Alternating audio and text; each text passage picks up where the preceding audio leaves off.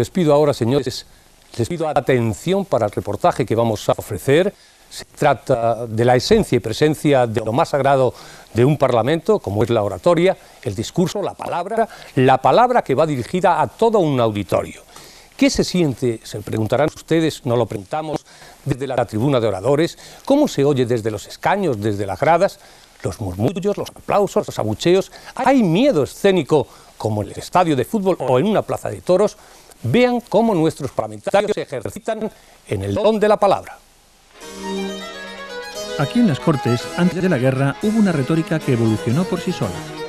¿Cree su señoría que si yo no hubiese sido un hombre de probidad y de sensibilidad y de sentimientos republicanos indesarraigables?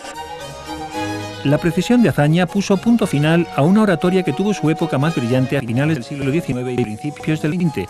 Desde entonces se ha modernizado y nuestros parlamentarios están hoy más cerca del habla ordinaria que de Sagasta y Castelar, porque ya no se trata de adornar con palabras, sino de exponer con claridad lo que se debate.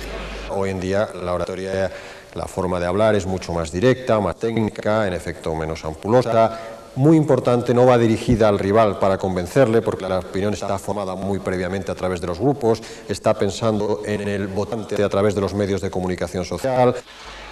Y es que ya no basta con hablar bien. Los que disponen de poco tiempo para exponer sus argumentos no olvidan la importancia de ofrecer ideas con la mejor imagen. Que tú no le estás hablando a la Cámara.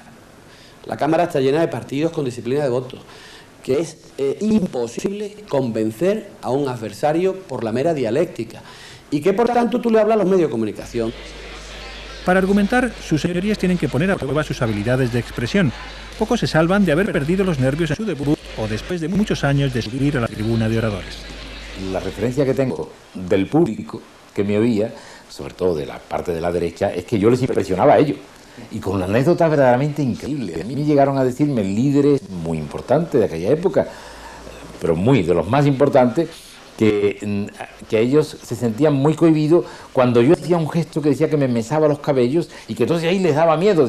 ¿Pero por qué? Yo ni me daba cuenta que hacía eso. En nuestro Parlamento el hemiciclo es al mismo tiempo grande, es decir, que hay muchas personas, y pequeño en el sentido de que hay una gran proximidad física.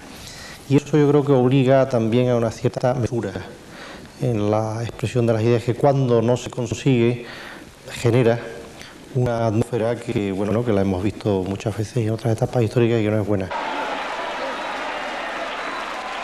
Silencio, señoría. Señor Izquierdo, le llamo al orden. No es necesario hablar alto, gracias a la megafonía moderna, pero encarar al público, más aún ante su ruidoso desacuerdo y en un auditorio tan próximo, agobia muchas veces al orador.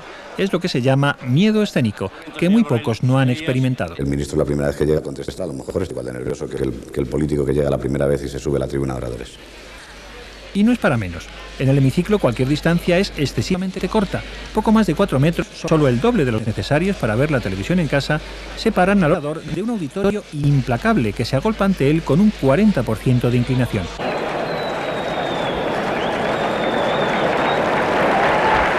Una impresión comparable a la que experimenta un matador en las ventas cuando mira al tendido, en un coso donde cabría varias veces el hemiciclo parlamentario.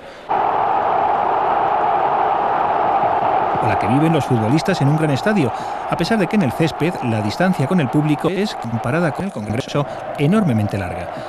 Pero si se usa bien, la retórica da sus frutos, como cuando el Partido Socialista anunció una moción de censura al presidente Suárez en 1980. UCD mantuvo el uso de la palabra hasta que pudo reunir los suficientes diputados para votar. Es posible que al anunciar Felipe que había presentado una moción de censura, probablemente debió suspender la sesión y no obligar al gran amigo y admirable político fenomenal, centrista y fabuloso conciliador y consensuador Fernando Abril a salir allí a improvisar, porque tenía que ser una persona del gobierno y solo él podía hacerlo. Esos fueron momentos un poco amargos, pero es que realmente el portavoz no podía actuar más que cuando le tocara. Yo tenía que estar lanzando gente para que aquello se ganara tiempo y se pudiera suspender la sesión y dar tiempo a que se pensara.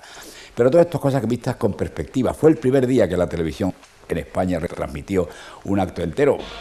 La tribuna intimida, pero algunos de sus señorías disfrutan expresándose ante el público y nunca dejan pasar la ocasión para recuperar la argumentación retórica, incluso sin papeles. Yo reivindico aquí un proyecto para Canarias, pero un proyecto de solidaridad y de respuesta para el conjunto de los problemas de España.